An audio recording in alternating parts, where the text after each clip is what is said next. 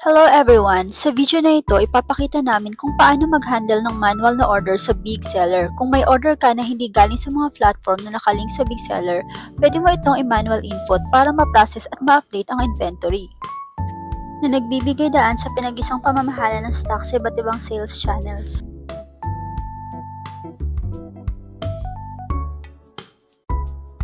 Simulan natin sa operation process. May dalawang paraan para i-handle ang manual orders, one-click shipment at proseso ayon sa mga hakbang.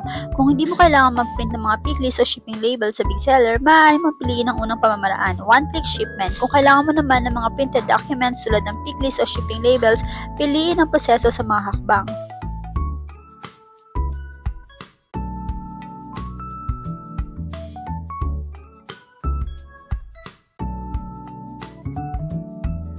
Unang pamamaraan, one-click shipment. Kung gagawa ka ng manual order para lamang sa pagbawas ng inventory, maaari mo itong ilipat sa ship sa isang click pagkatapos itong magawa.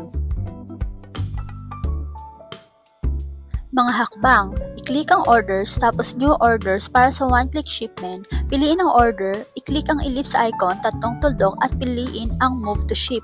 Para sa batch one-click shipment at piliin ang maraming orders. I-click ang bold action at piliin ang move to ship.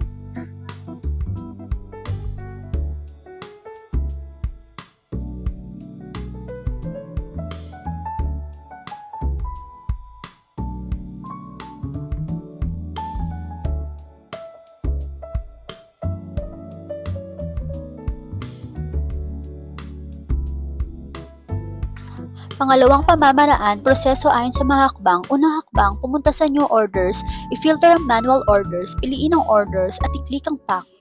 Lilipat ang order sa in process.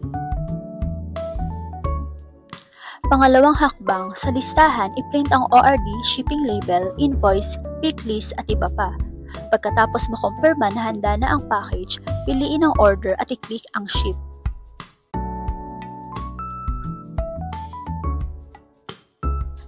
Ang order ay lilipat sa pickup orders at ang kaukulang inventory ay mababawasan. Ikatlong hakbang, kapag nakumpirma mo na naipadala na ang package, maaari mo itong ilipat sa ship. Pumunta sa listahan ng pickup orders, piliin ang orders, click ang bulk actions at piliin ang move to ship.